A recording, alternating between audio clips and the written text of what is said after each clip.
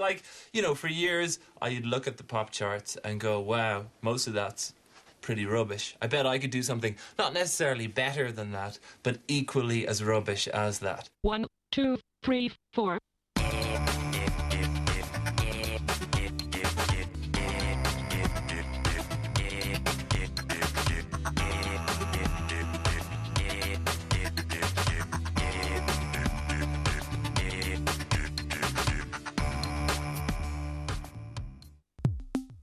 It's Wednesday afternoon, and David has come into town on a mission. These are not the CDs he would normally spend his money on.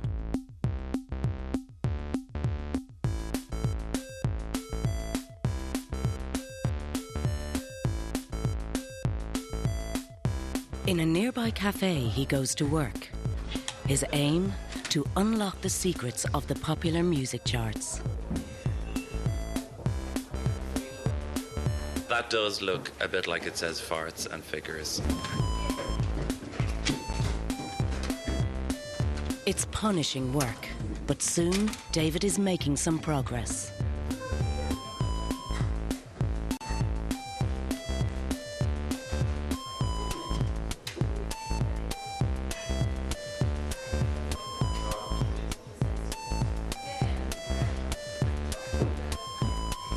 All of the evidence points to one surefire route to chart success: the ultimate power ballad. Next morning, David picks up George, the record producer, and his recording equipment. Together, they set about turning David's flat into a hit factory. I'm going to try and get a song of mine into the Irish Top 30. But not that far into the Irish Top 30. Ah, giddy bags. This is really hard. We're going to record this song and specifically try and get it to number 27. The key to success will be in capturing the emotional power ballad vocal. They set up the mic in David's bathroom. He made badges for a hobby and he never had a girlfriend. The song that we are recording is a song of mine called Orange. It tells the tale of a relationship that doesn't really get off the ground because the first time they go for a date, she's wearing tons of fake tan. She was orange,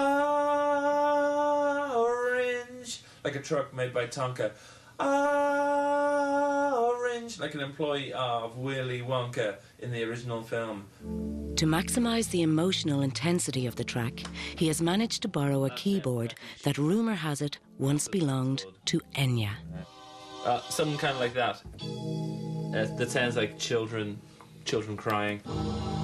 I think the key is to try and make something good so that it gets to number 27, but not so good that it gets above number 27. So it's a very specific kind of thing we're going for.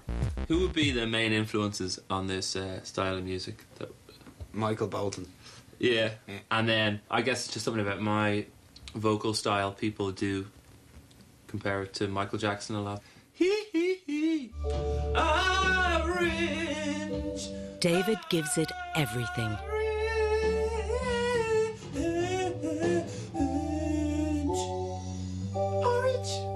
As the day progresses, musicians drop around to lend their unique talents to the project. Orange, he said with a thinking.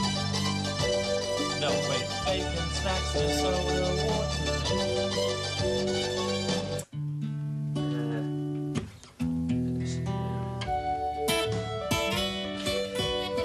There, yeah. That is the sort of bullshit that we were looking for right there. Orange. The song also receives the guitar solo it deserves.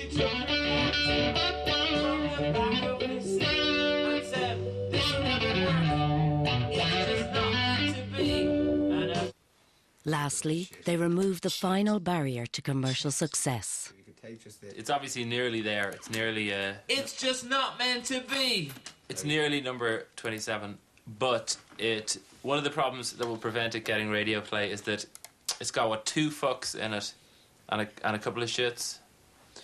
Yeah, 2 shits at the end anyway. Mostly hip-hop has given us means of covering up bad words in songs. A horse neighing. Or a gunshot. Or a classic beep. Okay, we go with the beep. But let's try and make it as short as possible a beep. Yeah. Yeah? Soon George has fixed the problem. But that shit is fucking insane. I wouldn't have a clue what I was saying there. Orange is ready.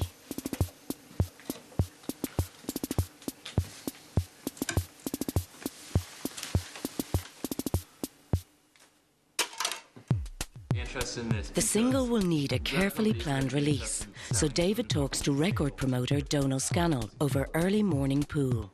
The interesting Davis. He seems impressed by the song. You've bleeped out the fuck, which is good. David explains his plan. I don't want a hit, okay? I want a minor hit.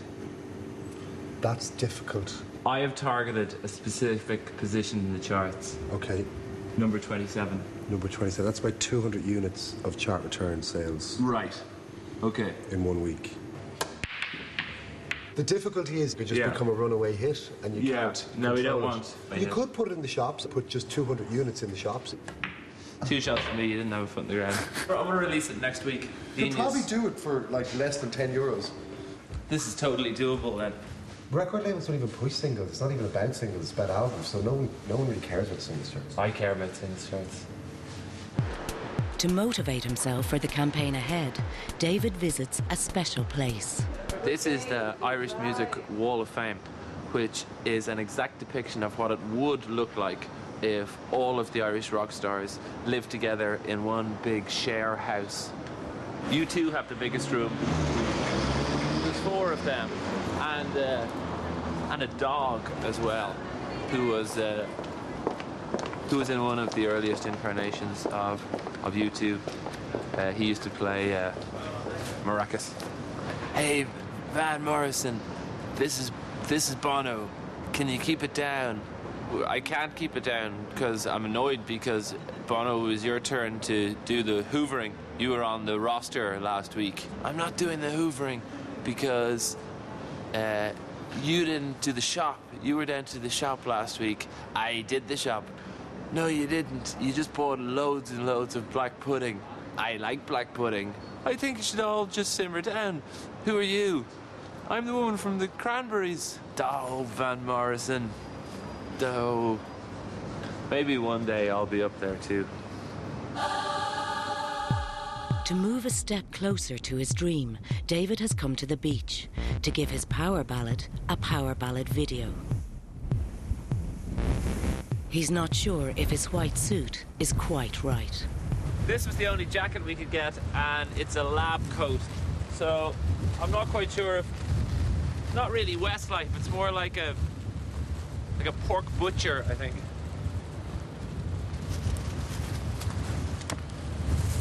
Il Divo, let's go.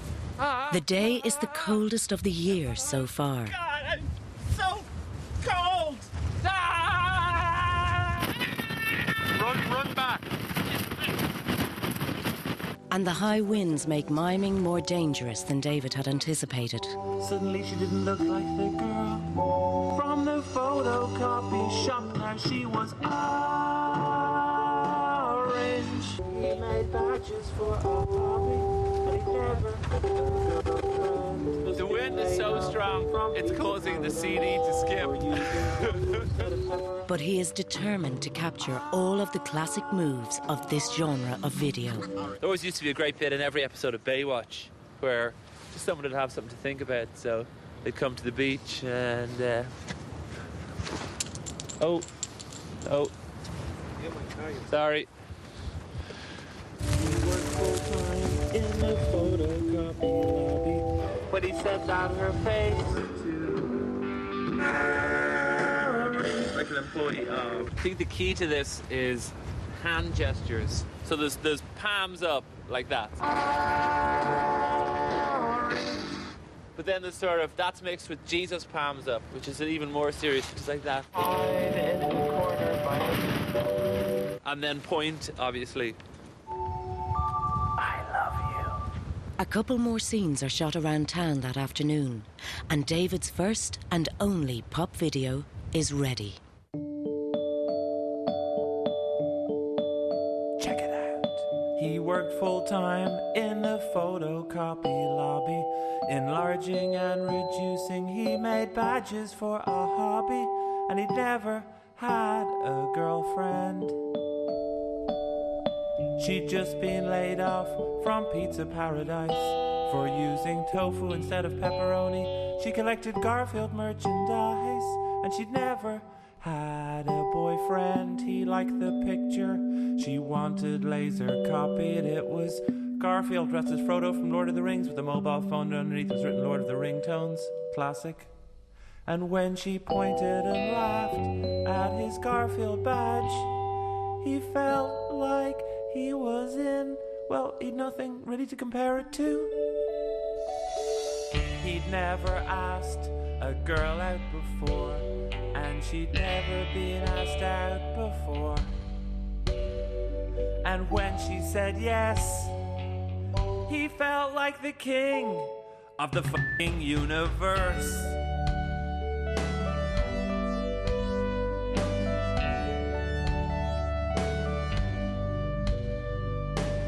He got to the pub half an hour early, so he went to hide in the corner by the loo. But when he got there, he couldn't hide, 'cause she was already hiding there too. But when she put down her drink and looked up, suddenly she didn't look like the girl from the photocopy shop. Now she was orange,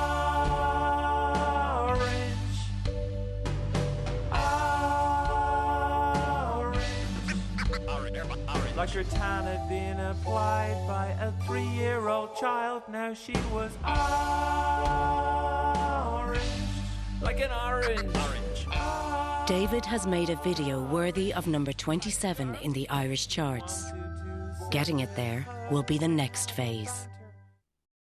David begins his assault on number 27 in the Irish charts at home in his flat.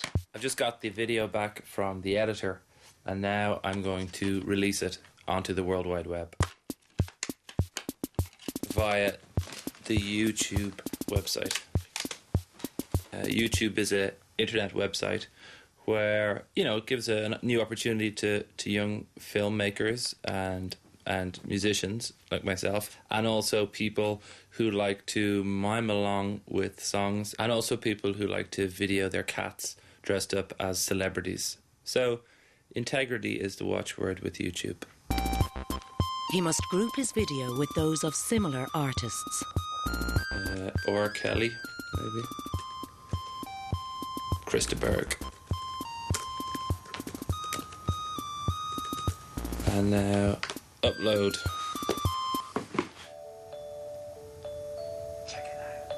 He worked full-time in the photocopy lobby. Next, it's time to mass produce the single. So I've borrowed some laptops with burning software. With 3 laptops, going to try and do about 60 each on it. So this will be about 4 hours here.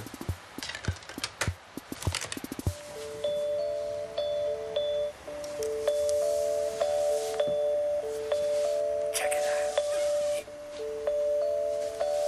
out. While waiting for the discs to burn, David has been able to spend some time on the cover of the single. I think it'll just be black ink on white paper and cut it out. So this is what we got now. I like this touch here. Instead of an O, brought in an orange there to emphasize it.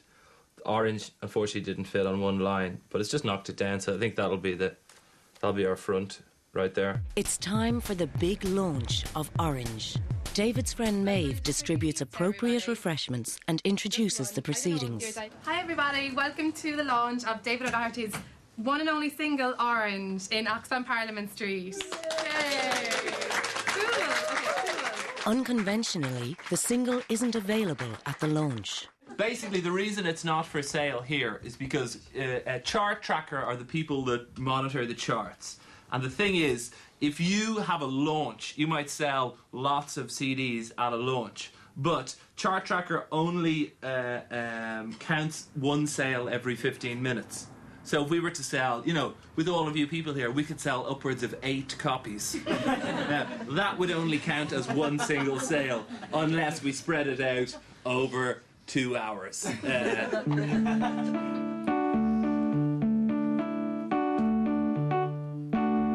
The reason I played that extra bit there was because I forgot the first line of the song, which is a bad sign, really, you would have to say. A song I'm increasingly starting to hate. But let's just pass over that. He worked full-time in the photocopy lobby. With the single now on sale, it's time to set the wheels of publicity in motion. So to publicise the single, right, I have a few plans here. One is going to write just details of it onto oranges and go into the city centre and hand them out. So I've talked Brian into helping, just to create a bit more of a buzz. Brian is David's neighbour. We asked for an orange costume, and they didn't have any oranges in the costume shop. But they said they had this, which is a Christmas pudding. I don't want to make it look like a turnip, though, you know. And so they set out to tell the world about Orange. Ah, well.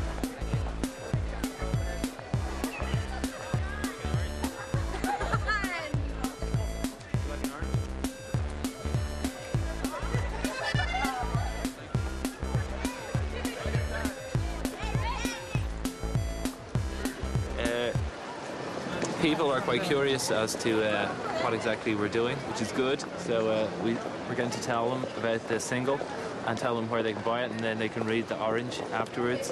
But then other people are wondering why exactly we're filming a man dressed as a Christmas pudding with paper on it, handing out oranges. So to those people, we tell them that we're making a documentary on the life of Yasser Arafat, and then they normally walk away.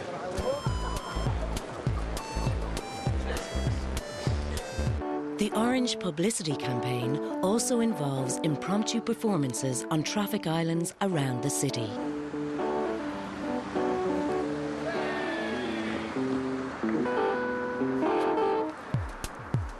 They have found a shop where David's single is on sale.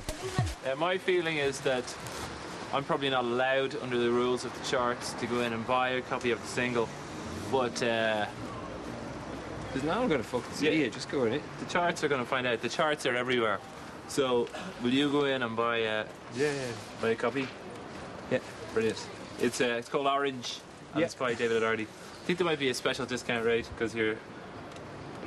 Can I get a copy of Orange? Sure. David O'Doherty. Wow. That is a beauty. It's all spelled right. I'll sign it for you if you want. Exhausted and unsure whether their campaign is having any real effect, they go home to ponder their next move.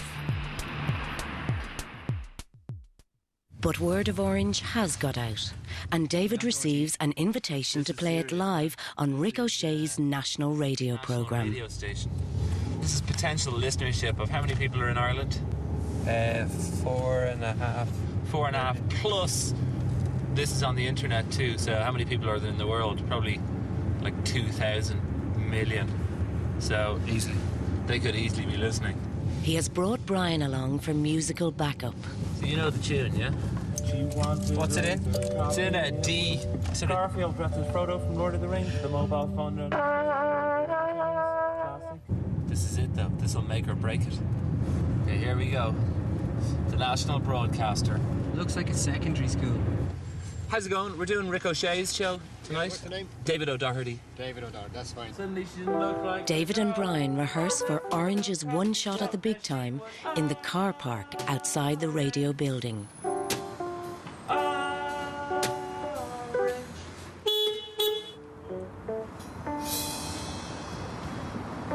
Let's go. David O'Doherty. Hello. Yes. What in the name of sweet flip are you doing? Rick, I've decided to release a single. So we recorded it in my house. That took about 4 hours. I had to burn the CDs myself on my laptop, so they're on CDRs. So the problem is that they don't necessarily work on all CD machines. But I've put my phone number on the back of the sleeve, so if anyone has a problem with it not working, they can just phone me, and me and Brian will play it down the phone to them. The charts, it turns out, only run from Friday to Thursday. So tomorrow's the last day of it being available. So you have to go and buy it tomorrow. David O'Doherty, a great moment in the history of music. Whenever you're ready. Now she was orange, like an orange, like Garfield. And as she walked across the bar and out into the rain, he said, I know I'm pretty weird, but that is insane. Wonderful trumpet playing in the background. Thank you. Fair Thank play. you. Yeah. Following the radio appearance, the shops have reported a sharp spike in sales. But whether it will be enough, David won't know until he receives the final chart figures email for the week. All he can do now is wait.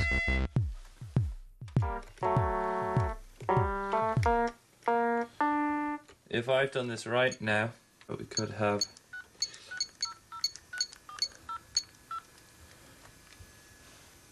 this...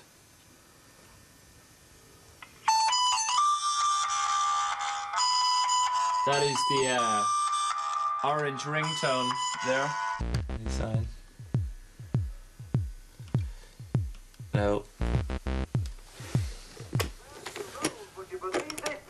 Stephen Roach has gone clear and he's forced Delgado to take the counter-attack. Well, Roach, don't forget, he's 39 seconds down. Here it is. Open this. Come on. Okay, so here it is. Top weekly report, top 40 physical singles. Number 1, we are not number 1. Mika. We are not number 2. Jojo. Let's go down a bit. Jessica Simpson. No. Smack That. Akon featuring Eminem. No. So, number 27. Come on, number 27. No. We're not. Chain Hang Low is number 27. Number 30. There it is. Orange. David O'Doherty. Independent. David can't decide whether it has been a success or a failure. Who beat us to number 27? Block Party. Tupac. Gotta get you to. But who did we beat? Christina Aguilera, number 37. We beat Westlife. But he plans to make the most of his week as a chart-ranking artist. I'm gonna leave one of those CDs in cafes and go, oh, sorry, did I leave my hit single? I didn't even see my hit single. I'm actually number 30 in the top 40 physical single sales charts at the moment. It's not a failure, anyway. It's kind of a failure. It's a well-known fact that far too many of you wear far too much makeup. Damn right. To the point where you look orange. So much so, in fact, that it has driven men to write songs about it. Now, you may have heard of a comedian called David O'Doherty. He has released a single, and it is currently at number 30 in the Irish charts. And it is about this phenomenon, and it is simply called Orange. It's David O'Doherty at 98 FM. Like a truck made by Tonka. Like an employee of Willy Wonka in the original film. Like sport and leisure questions from Trivial Pursuit. She could tell now that something was wrong, so she offered to get something from the bar. Orange, he said without thinking. No, wait, bacon, snacks, and a soda water. When he said that, her face suddenly scrunched up. 'Cause if you remember back in verse number 2, she'd been fired from the pizza place for refusing to handle meat products. And bacon snacks are technically meat products too. So she took her coat from the back of the seat and said, "This'll never work. It's just not meant to be." And as she walked across the bar and out into the rain, he said, "I know I'm pretty weird, but that shit is fucking insane."